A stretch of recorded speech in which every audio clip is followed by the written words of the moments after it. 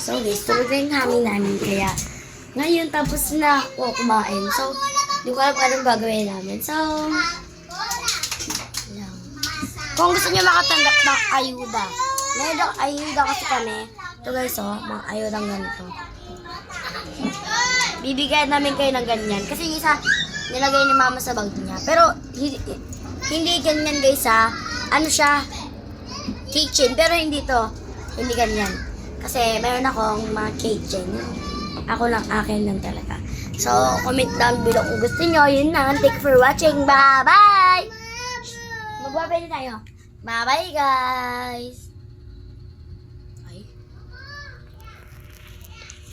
Attitude yung 2-year-old baby Aya namin, So, yun lang. Bye-bye!